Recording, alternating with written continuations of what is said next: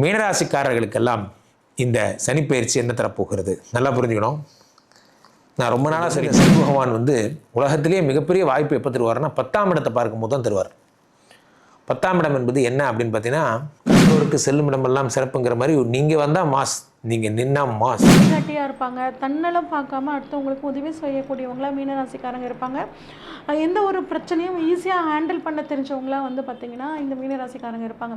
இவ்வளோ சிறப்பான இந்த மீனராசிக்காரங்களை பொறுத்த வரைக்கும் பார்த்திங்கன்னா இப்போ எல்லாருமே ஒரு விதமான டென்ஷனில் இருப்பாங்க. நமக்கு எதிர்பார்ப்போடு இருப்பாங்க. 2025 நமக்கு எப்படி இருக்கும், வளர்ச்சியான வாழ்க்கை பெறப்போகும் மீனராசி அன்பர்களே.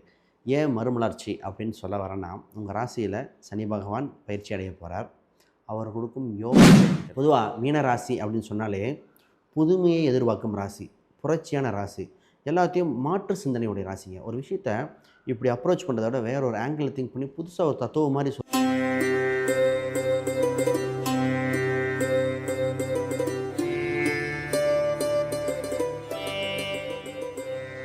உலகெங்கிலும் இருக்கும் ஜோதிடர் யுகம் நேயர்கள் அனைவருக்கும் வணக்கம். நான் உங்கள் ராம்ஜி.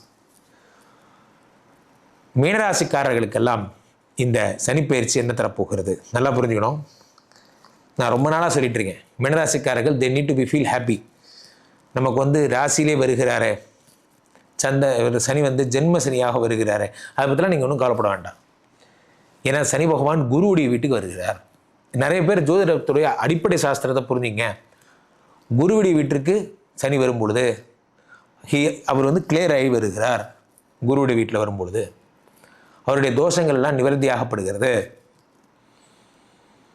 2ஆம் வீட்டில் உங்களுக்கு ராசியில் உட்காந்துருக்கார். ராசியில் உட்காந்துருக்கும் பொழுது ராசியிலேருந்து 3, 7, 10 பார்க்குறார். 3ஆம் இடமாகப்பட்ட தைரியஸ்தானம், 7ஆம் இடமாகப்பட்ட விவாகஸ்தானம், 10ஆம் இடமாகப்பட்ட தொழில் ஸ்தானம், இது எல்லாத்தையும் சனி பகவான் பார்த்துடுறார். 3, 7, 10 பார்த்துட்டார். சூப்பராக கொண்டு வருவார். இந்த 3, 7, 10 பார்த்துட்டு வர மறுமலர்ச்சியான வாழ்க்கை பெறப்போகும் மீனராசி அன்பர்களே. ஏன் மறுமலர்ச்சி அப்படின்னு சொல்ல வரேன்னா, உங்கள் ராசியில் சனி பகவான் பயிற்சி அடைய போகிறார்.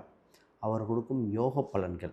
ஜென்ம சனின்னு நினச்சி பயப்படுறதா, இல்லை 11ஆம் அதிபதி உள்ளே வந்திருக்குன்னு சந்தோஷப்படுறதா, அப்போ 12ஆம் அதிபதி வருதே, அப்போ நம்ம தொழில்துறை இடமாற்றம் நடக்கக்கூடிய காலகட்டத்தை எதிர்பார்த்துட்டு இருந்தோமே, அது நடக்க போகுதுன்னு சந்தோஷப்படுறதா? ஆக மொத்தம் இதுக்குண்டான விடை என்ன? ஜென்மசனி ஆரம்பிக்குது, என்னடா பண்ணலாம், என்ன பண்ணால் நமக்கு சரியாகும் அப்படின்னு பலவிதமான ஒரு யோசனைகளில் இருப்பாங்க. ஜென்மசனியை பார்த்து நீங்கள் பெருசாக ஒன்றும் பயப்பட வேணாங்க. உங்களோட குருவோட வீட்டில் சனி அவ்வளோ பெரிய பாதகங்களை கொடுக்க மாட்டார். அதுவும் இல்லாமல் சனி பகவானை பொறுத்த வரைக்கும் அவர் தவறு பண்ணால் மட்டும்தான் தண்டனை கொடுப்பார். அந்த மீனராசிக்காரங்க குருவோட ராசிக்காரங்களாக இருக்கிறனால அங்கே சனியோட நட்சத்திரமான உத்திரட்டாதியும் இருக்குங்க. அதனால் முடிஞ்ச வரைக்கும் இந்த மீனராசிக்காரங்க நேர்மையான வழியில் தான் இருப்பாங்க. அப்போ நீங்கள் இந்த வரக்கூடிய 2.5 வருஷங்களும் அதே நேர்மையான வழியை நீங்கள் ஃபாலோ பண்ணிட்டு போனீங்கன்னா, தர்மத்தின் வழியில் நடந்தீங்கன்னா, கட்டாயம் இந்த வருடம் உங்களுக்கு ஒரு சிறப்பான வருடமாக தான் இருக்குங்க. பயப்பட வேணாம். சனி பகவான் பார்த்தீங்கன்னா கும்ப ராசியிலிருந்து மீன ராசியை நோக்கி பயணிக்க போகிறார். கும்பங்கிறது காலபுருஷன் ராசிக்கு 11ஆம் இடம். காலபுருஷன் ராசிக்கு 11ஆம் இடத்தில் அமர்ந்த சனி பகவான் தற்போது மீன ராசி காலபுருஷன் ராசிக்கு 12ஆம் இடமான விரயஸ்தானத்தை நோக்கி பயணிக்க போகிறார் என்று பார்க்கிறோம். அவர் எந்த நாட்களில் கும்பராசியிலிருந்து மீனராசியை நோக்கி செல்கிறார் அப்படின்னு பார்த்தீங்கன்னா, மார்ச் 29ஆம் தேதி 2025 சனி பகவான் மீனராசியை நோக்கி பயணிக்கிறார். எல்லாருக்குமே பார்த்தீங்கன்னா மற்ற கிரகங்களின் பயிற்சிகளை எதிர்நோக்கி வெல்கம் பண்ணுறோம். அதில் பார்த்திங்கன்னா குரு பகவான் பயிற்சி என்றாலே நம்ம 12 ராசி நேயர்களுக்கும் ஒரு மனசுக்குள்ள ஒரு சந்தோஷம் வந்துடுது. ஏதாவது நல்லது நடந்துரும் அப்படிங்கிற சந்தோஷம் இருக்குது. ஸோ சனி 10ஐ பார்த்து விட்டார். அதில் என்னென்னா, ராசிநாதன் ராசியிலே அமர்ந்திருப்பதால் நேர்மை, உண்மை போன்றவற்றை மீனராசிக்காரங்கள்ட்ட அவர் ரொம்ப எதிர்பார்ப்பார். சனிகிட்டேருந்து வரக்கூடிய ஒரே ஒரு எதிர்பார்ப்பு என்னென்னா, பொய் சொல்லாமல் இருக்கீங்களா, உண்மையாக இருக்கீங்களா, நேர்மையாக இருக்கீங்களா, இந்த கேள்விகள் தான். இதுக்கு நீங்கள் பதில் தயாராக வச்சுருந்தீங்கன்னா சனி பற்றி பயப்பட தேவையே இல்லை. சனி உங்களுக்கு 1ஆம் இடத்தை பார்க்கிறார். 1ஆம் இடத்தில் அமர்ந்திருக்கிறார். ராசிநாதனாக இருக்கிறார். ராசியிலே ராசிநாதன் குருவுடைய வீட்டிலே இருக்கிறார். ஃபுல் டாமினேட் பண்ணி வச்சுருக்கார். புதிய புரட்சி எல்லாத்தையும் பண்ணுவார். கல்வி எல்லா விஷயத்துலையும் ஒரு மாறுபட்ட அணுகுமுறையை கொண்டு வருவார் இந்த சனி. குருவுடைய வீட்டிலே இருந்து மாறுபட்ட அணுகுமுறையை கொண்டு வருகிறார். மற்றவர்கள் மீது இரக்க குணம் காட்டுறவர்கள், தன்னுடைய குடும்ப விஷயங்களுக்காக தன்னை அர்ப்பணித்துக் கொள்பவர்கள், பிறர் கஷ்டப்படுவதை பார்த்தவுடன் தன்னுடன் இருக்கும் பொருட்களை தானமாக கொடுப்பவர்கள், உண்மையாக பாசம் வைத்து உண்மையான அன்பு வைத்து அதை நோக்கி பயணிக்கக்கூடிய நபர்கள், தன்னுடைய குடும்ப வாழ்க்கைக்காக தன்னை அர்ப்பணித்தவர்கள், மேலும் நல்ல ஆசிரியர்கள், நேர்மையான அரசு அதிகாரிகள், உண்மையாக எந்த தொழில் செய்தாலும் உண்மையாக நேர்மையாக நடக்கும் நபர்கள், இவர்கள் எல்லாம் சனி பெயர்ச்சியை பார்த்து பயப்பட தேவையில்லை. சில விஷயங்களில் கவனமாக இருந்தால் மட்டும் போதும். பயம் உறுதியாக தேவையில்லை என்பது என்னுடைய ஆராய்ச்சி மூலமாக நான் கண்டறிந்த உண்மை. சனி பகவானை பொறுத்த வரைக்கும் விரயஸ்தானத்திலிருந்து நிறைய விரயங்களை கொடுத்து கொண்டு இருந்தவர் இப்போ வந்து 1ஆம் இடத்துக்கு போகிறாருங்க. ஓகே, இப்போ நம்ம 2 பிரிவாக பிரிச்சுக்கலாம். முதல் சுற்று, அதாவது முதல் கிரக பயிற்சிக்கு முன்னாடி மே மாதம் வரைக்கும் ஒரு மாதிரி இருக்கும், மே மாதத்துக்கு அப்புறம் ஒரு மாதிரி இருக்கும். இல்லை பொதுவாக இந்த 2025 எப்படி இருக்கும் அப்படின்னு பார்த்தோம்னா, மீனராசிக்காரர்கள் உத்தியோகத்தில் ஒர்க் அதிகம், வேலைபளு அதிகமாக இருக்கும். புதிய வேலையெல்லாம் பண்ணணும் அப்படின்னு நினைப்பீங்க, அந்த விஷயத்தில் கொஞ்சம் கவனமாக இருங்க. அடுத்து வந்து தொழிலை பொறுத்த வரைக்கும் தொழில் ரொம்பவே சூப்பராக இருக்குங்க. நிறைய புதிய வாய்ப்புகள் வரும், நிறைய பயணம் பண்ணுவீங்க. கவர்மெண்ட் கான்ட்ராக்ட்லாம் கிடைக்கிறதுக்கான வாய்ப்புகள் இந்த மீனராசிக்காரங்களுக்கு நிறையவே இந்த சமயத்தில் இருக்குது. கலைத்துறையை பொறுத்த வரைக்கும் கடினமான உழைப்புக்கேற்ற ஒரு பாராட்டும் கௌரவமும் புகழும் பேரும் கட்டாயம் கிடைச்சே தீருங்க. அரசியல்வாதிகளை பொறுத்த வரைக்கும் மக்களோட மனசை புரிஞ்சுக்கிட்டு அதுக்கு தகுந்த மாதிரி நடந்தீங்க அப்படின்னா ஒரு நல்ல முன்னேற்றம் கிடைக்கும். கல்வியை பொறுத்த வரைக்கும் போட்டித் தேர்வு எழுதுகிற மாணவர்களாகட்டும், படிக்கக்கூடிய மாணவர்கள் கொஞ்சம் சுறுசுறுப்போட அன்றாட பாடத்தை அன்றாட படிச்சிடணும்னு நினச்சிங்கன்னா இந்த வருடம் சாதகமாக இருக்கும்.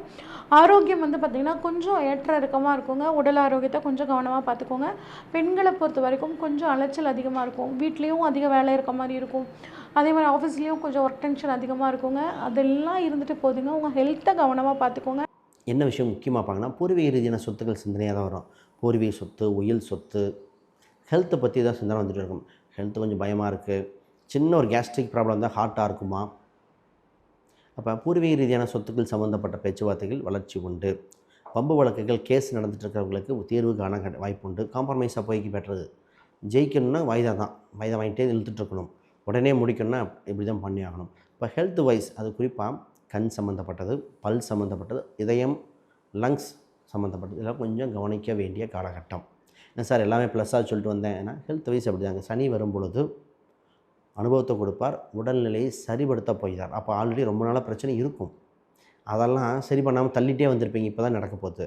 இப்போ ரொம்ப நாளாக ஒருத்தர் பார்த்திங்கன்னா, ரீசெண்டாக ஒருத்தர் ஸ்டட்டு வச்சுருக்கு, ஸ்டட்டு வைக்க சொல்லியிருக்காங்க, நான் பண்ணாமல் இருக்கேன் அப்படின்ட்டு தள்ளி போட்டே வந்தார். நான் வர வாய்ப்பு இருக்குங்க, சனி பயிற்சிக்கு அப்புறம் உண்டுன்னு சொல்லியிருக்கேன். ஏங்க சனி வந்தால் அது உங்களுக்கு ஆல்ரெடி இருக்கிற ப்ராப்ளத்தை சனி பகவான் நீதிமான் சரியாக பங்கிட்டு கொடுக்க போகிற மாதிரி சரியாக செய்ய போகிறார். அப்போ சனி பகவான் கோயிலுக்கு அனுப்பிட்டு போயிட்டு வாங்கன்னு சொல்லியிருக்கு. அப்போ உடல்நிலை கவனம், உடல்நிலையை விட்டுட்டு இந்த கால் சம்மந்தப்பட்ட நரம்பு சம்மந்தப்பட்ட எல்லாமே சரி செய்ய வாய்ப்பு உண்டு, பார்த்துக்காங்க. இப்போ என்ன கோயில் குளங்கள் அது உண்டு. ஃபஸ்ட்டு குலதெய்வ கோயிலுக்கு போனுங்க.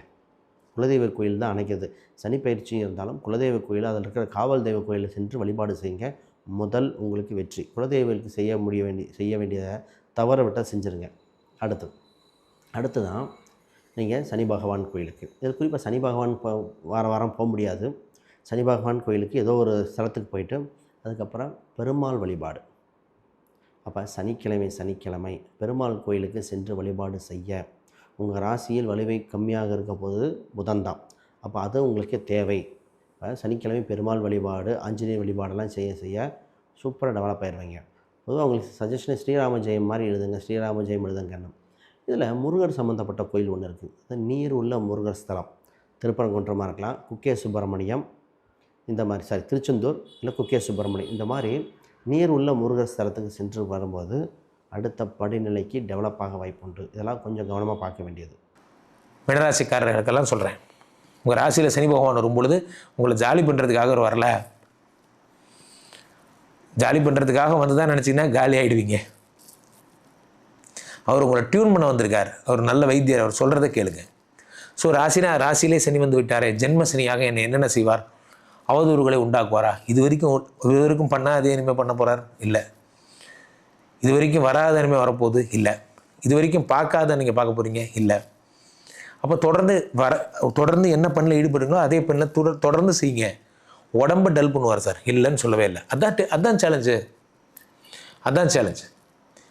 100% பேர் அவங்க என்ன பண்ணுறாங்க, உலகத்தில் தோற்று போயிட்டதுக்கப்புறம் அந்த தோல்வியை தாங்கிக்க முடியாமல் ஒன்று ஏதாவது ஒரு போதை பழக்கங்கள் பின்னாடி அடிமையாகியோ தன் வாழ்க்கையை தானே தொலைத்து விடுகிறார்கள்.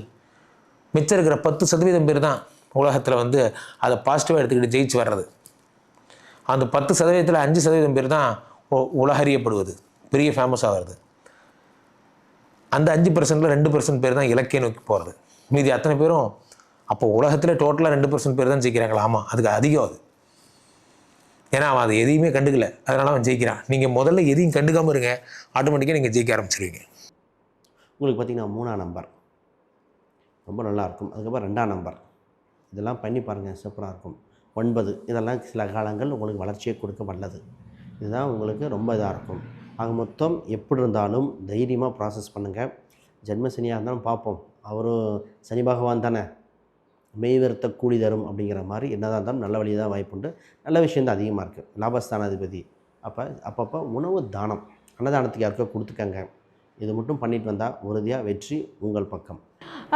பருவகால அதாவது சீசனபிள் டிசீசஸ்ன்னு சொல்லுவாங்கள்ல, அதெல்லாம் குணமாயிருங்க, பெர்மனண்ட்டாக இருக்காது. அப்பப்போ ஏதாவது ஒரு சளி தொந்தரவோ இல்லை ஏதாவது ஒரு சின்ன சின்ன தொந்தரவு வருங்க, ஆனால் சரியாயிரும்.